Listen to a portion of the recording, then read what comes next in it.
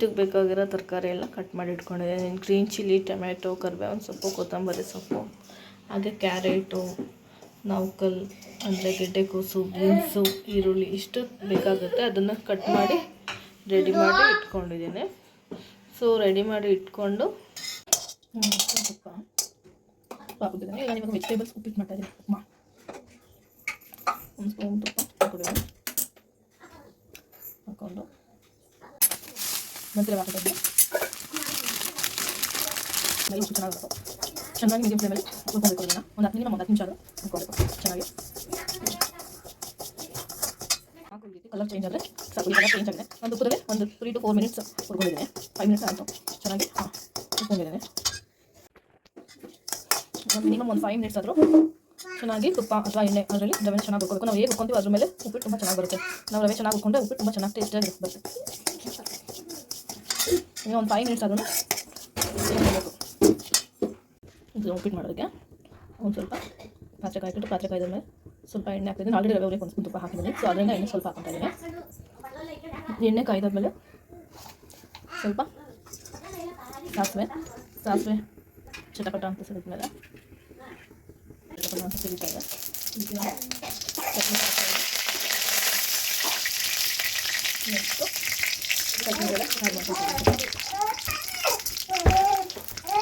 ಮೋನ baby ಉಪ್ಪಿಟ್ಟು ಅಂದರೆ ಒಂದು ನಾನು ಬಿಫೋರ್ ಮ್ಯಾರೇಜ್ ಒಂದು 2 ಇಯರ್ಸ್ ಇದ್ದಾಗ ಉಪ್ಪಿಟ್ಟು ಮಾಡ್ತಾಯಿದ್ರು. ಸಂಡೇ ಬಂದರೆ ಉಪ್ಪಿಟ್ಟು ಕೊಡೋರು. ಉಪ್ಪಿಟ್ಟು ಈಗಿರುತ್ತಾ ಅನಿಸ್ಬಿಟ್ಟಿತ್ತು. ಆ ಥರ ಉಪ್ಪಿಟ್ಟು ಮಾಡ್ತಿದ್ರು. ಬೇಕಿದ್ರೆ ಗೋಡಂಬಿನೂ ಹಾಡ್ ಮಾಡ್ತಿದ್ರು. ಒಂದು ಕಡಲೆಬೇಳೆ ಅಷ್ಟೇ ಹಾಡ್ ಮಾಡ್ಕೊಂಡಿದ್ರು. ಎಣ್ಣೆಲಿ ಫ್ರೈ ಮಾಡಾದ್ಮೇಲೆ ಕಡಲೆಬೇಳೆ ನೀರಲ್ಲಿ ಫ್ರೈ ಆಗಬೇಕು. ಕಡಲೆಬೇಳೆ ಫ್ರೈ ಆದಮೇಲೆ ಇದಕ್ಕೆ ಅಷ್ಟು ಹಾಕ್ತೀನಿ. ಆಮೇಲೆ ಕಟ್ ಮಾಡಿ ಇಟ್ಕೊಂಡಿರೋ ಆನಿಯನ್ ಸ್ವಲ್ಪ ಹಾಕಿ ವಾಸನೆ ಮಾಡಬೇಕು. ಆಯಿಲ್ ಫ್ರೈ ಆಗಬೇಕು. ಹಾಗೆ ಪಕ್ಕದಲ್ಲಿ ನೀರು ಕಾಯಿಸಿಟ್ಟಿದ್ದೇನೆ, ಬಿಸಿನೀರು.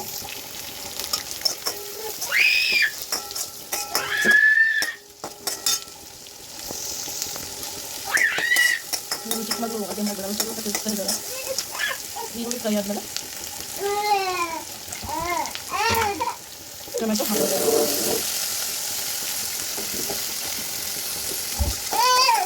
ಟೊಮೆಟೊ ಆಡ್ ಮಾಡಿಕೊಂಡು ಸ್ವಲ್ಪ ಫ್ರೈ ಮಾಡಬೇಕು. ಟೊಮೆಟೊ ಆನಿಯನ್ ಸ್ವಲ್ಪ ಫ್ರೈ ಆದಮೇಲೆ ಇದಕ್ಕೆ ನಾನು ಕಟ್ ಮಾಡಿ ಇಟ್ಕೊಂಡಿರೋಂಥ ಕ್ಯಾರೆಟ್, ಬೀನ್ಸ್ ಮತ್ತು ಮ್ಯಾಕಷ್ಟು ಆ್ಯಡ್ ಮಾಡ್ಕೊತಾ ಇದ್ದೀನಿ. ಸಣ್ಣದಾಗಿ ಕಟ್ ಮಾಡಿಡಬೇಕು. ಯಾವಾಗಲೂ ಮತ್ತು ಚೆನ್ನಾಗಿರುತ್ತೆ. ಇದಕ್ಕೆ ಕೆಲವೊಂದು ಸರಿ ಟೈಮ್ ಇಲ್ಲ ಅಂದರೆ ಕ್ಯಾರೆಟು, ಬೀನ್ಸು, ನೌಕಲ್ಲು ಮತ್ತು ಬಟಾಣಿನೂ ಆ್ಯಡ್ ಮಾಡ್ಬೋದು. ಅದನ್ನು ಕುಕ್ಕರಲ್ಲಿ ಒಂದು ವಿಸಿಲ್ ಬರ್ತೀವಿ ಆಮೇಲೆ ಸಮೇತನೂ ಹಾಕ್ಬೋದು. ಅದು ಚೆನ್ನಾಗಿರುತ್ತೆ.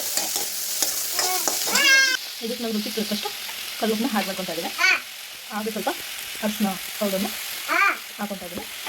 ಹಾಗೆ ಕೊತ್ತಂಬರಿ ಸೊಪ್ಪು ಯೂಸ್ ಮಾಡಿ ಕ್ಲೋಸ್ ಮಾಡಿ ಒಂದು 10 ಮಿನಿಟ್ಸ್ ಮೀಡಿಯಂ ಫ್ಲೇಮ್ ಚೆನ್ನಾಗಿ ಬಾಯ್ಲ್ ಮಾಡಬೇಕು. ಚೆನ್ನಾಗಿ ತುಂಬ ಕಿಚನಲ್ಲಿ ಸ್ವಲ್ಪ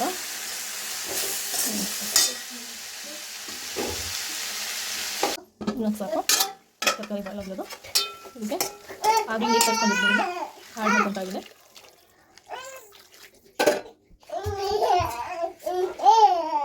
ನೀರು ಒಂದು ಕುದಿ ಬಂದಾಗ ನೀರು ಆಲ್ರೆಡಿ ಕುದಿಸಿದ್ದೀನಿ. ಸ್ವಲ್ಪ ಹಾರಾಗಿದೆ. ನೀರು ಒಂದು ಕುದಿಸ್ತಾ ಇದೆ. ನೀರು ಆ್ಯಡ್ ಮಾಡಿದ್ದಾಗಲೇ ಇವಾಗ ಇದಕ್ಕೆ ರವೆ ಹಾಕೊಳ್ಳೋಣ. ನನ್ನ ಮಕ್ಕಳು ಅಲ್ಲ ಸಾಕು ಗಂಟೆ ಇದರ ಥರ ಹಿಂಗೆ ಹಾಕೋಬೇಕು. ಬಟ್ ಆದರೆ ಮಕ್ಕಳು ಎಲ್ಲ ಒಟ್ಟಿಗೆ ಹಾಕಿದ್ರೆ ಪರವಾಗಿಲ್ಲ. ಇಟ್ಬಿಟ್ಟೆ ಇರಲಿ ಬಿಡ್ತೀನಿ. ರವೆ ಚೆನ್ನಾಗಿ ಲಿಕ್ವಿಡ್ ಕೊಡ್ತೀನಿ. ಇದು ಕುದೀತಾ ಇದೆ. ಒಂದು 2 ಮಿನಿಟ್ಸು ಫ್ಲೇಮಲ್ಲಿ ಇಟ್ಟು ಆಮೇಲೆ ಮೀಡಿಯಂ ಫ್ಲೇಮಲ್ಲಿ ಇಡಬೇಕು. ಒಂದು 5 ಮಿನಿಟ್ಸ್ ಆಮೇಲೆ ಆಫ್ ಮಾಡಿ. ಆಯಿತು, ಕುದೀತಾ ಇದೆ.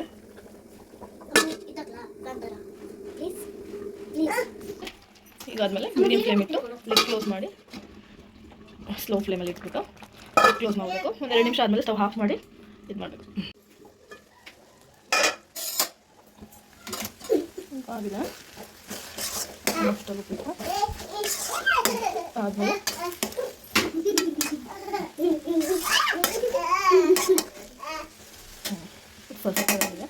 ಸ್ವಲ್ಪ ನೀರು ಅದು ಸ್ಟವ್ ಆಫ್ ಮಾಡಿದ್ರೆ ಹಳ್ಕೊಳ್ತೆ ಅಂತಾರೆ ದಮ್ ಅಂತೆಲ್ಲ ಬಿಟ್ಟರೆ ಸ್ಟವ್ ಆಫ್ ಮಾಡಿ ಉಪ್ಪಿಟ್ಟು ನೀರು ಒಂದು ಸ್ಪೂನ್ ತುಪ್ಪ ಬೇಕಾದರೆ ನಾವು ಹಾಕ್ಬಿಟ್ಟು ಲಿಡ್ ಕ್ಲೋಸ್ ಮಾಡಿ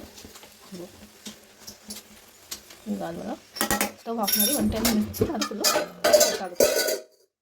ಫೈನಲಿ ಉಪ್ಪಿಟ್ಟು ರೆಡಿಯಾಗಿದೆ. ತಿಂದವರು ಏನು ರಿವ್ಯೂ ಕೊಡ್ತಾರೆ ನೋಡ್ಬೇಕು. ಅಮ್ಮ ಹೇಗಿದೆ ಉಪ್ಪಿಟ್ಟು? ಚೆನ್ನಾಗಿದೆ. Thank you. ಅಜ್ಜಿನ ಕೇಳೋಣ ಉಪ್ಪಿಟ್ಟು ಹೇಗಿದೆ ಅಂತ. ಅಜ್ಜಿ ಉಪ್ಪಿಟ್ಟು ಹೇಗಿದೆ? ಚೆನ್ನಾಯ್ತಾ ಉಪ್ಪಿಟ್ಟು? ಚೆನ್ನಾಯ್ತಾ? ಉಪ್ಪು ಖಾರ ಎಲ್ಲ ಕರೆಕ್ಟಾಗೈತಾ? ಯಾವತ್ತೂ ಚೆನ್ನಾಗೈತಾ? ಚೆನ್ನಾಗೈತಾ? ಅಜ್ಜಿ